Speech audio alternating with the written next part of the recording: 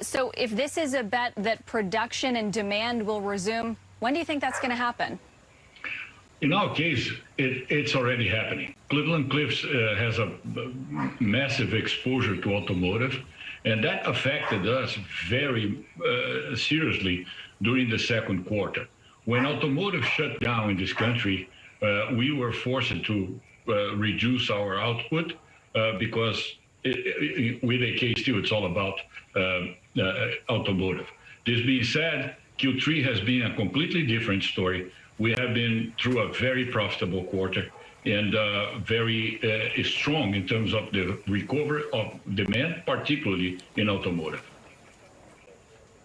Automotive being strong, the economy overall is still relatively fragile. And after you did the deal with AK Steel, you did idle some plants and lay off several workers. You have said that this deal will create $150 million in synergies, which usually is a euphemism for layoffs. So I'm wondering what your outlook for the workforce of both companies is and how safe everyone's job is.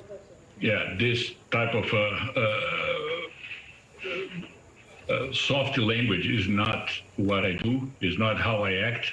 In the case of the AK Steel, everything that happened was COVID related. The only plant that was shut down and for good and not coming back was the hot strip mill in Dearborn, and that was part of the plan because the hot strip mill has technical limitations. The synergies that we are achieving, by the way, we are achieving above the number that we committed to achieve with AK Steel, are coming from efficiencies, particularly renegotiation of service contracts with service providers, cost initiatives in terms of optimizing the flow of product through the different equipment that we have available to us. And with this acquisition of Arcellor Mittal, it will be exactly the same. We are not in the business of letting people go. We are in the business of extracting efficiency and producing more using the same level of resources. Lourenco, there's lots of ways this M&A can kind of be framed, but one way I've seen it framed is that you're buying up your customers. Do your customers that you haven't bought have reason to be afraid? There's not, Wilford, there's not a lot left. 90% of my legacy pellet business is now in-house, and it will be even more when we start up our HBI plant in Toledo, Ohio, what will be happening in the next few weeks. So our pellet business now is pretty much an internal business, except for very select deals with very good peer companies, steel mills that we respect and we appreciate having business with. There's nothing to be feared out there in the marketplace. Lourenco, when you say there is not a lot left after going on an acquisition spree, you know, it might perk up the ears of certain regulators. I'm wondering whether you think there's antitrust risk in this deal. You believe it will close in the fourth quarter of this year. What is the antitrust outlook for this deal? Well, first of all, I said there's not left for the legacy pellet business. There's a lot left in steel. The competitive landscape is completely unaffected by our deal. You and the Closing Bell and CNBC, you guys have been noticing that the electric arc furnaces are gaining market share in terms of even automotive, which is remarkable.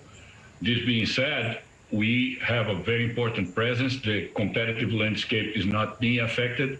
We have gone through a Hart-Scott-Rodino review very recently with AK Steel, so we are fully confident that this will be an in and out, and we're going to be at the other side, and very soon we'll be creating jobs, producing steel in a much greener and more social responsible way, and doing what's right for the United States. Overall, Lourenco, have the Trump administration's tariffs helped or hindered your business, and are you fearful of the possible outcome of the election? I have no fear about absolutely anything. This is a great country. It's not so dependent on politics as some might believe, and the right thing will always be done. The tariffs are not protection. The tariffs are a way of level the playing field. In some instances, the tariffs are very effective.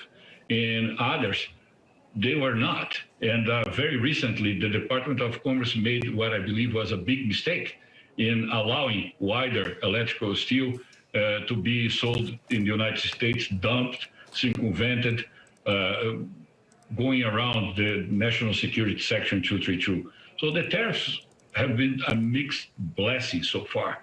And I don't believe that anything would be better or worse because we have or we don't have tariffs. It's all about being efficient. It's all about being socially responsible. It's all about being green. And that's our business proposition. We will continue to develop that. And to be fair, Joe Biden has not committed one way or another as to what would happen to those tariffs. So perhaps when we have some clarity on that, Lourenco, we'll have you back to talk about it. Again, congratulations on the deal. It's expected to close in the fourth quarter of this year. Lourenco Goncalves is the CEO of Cleveland Cliffs. Thank you very much for having me. Always a pleasure.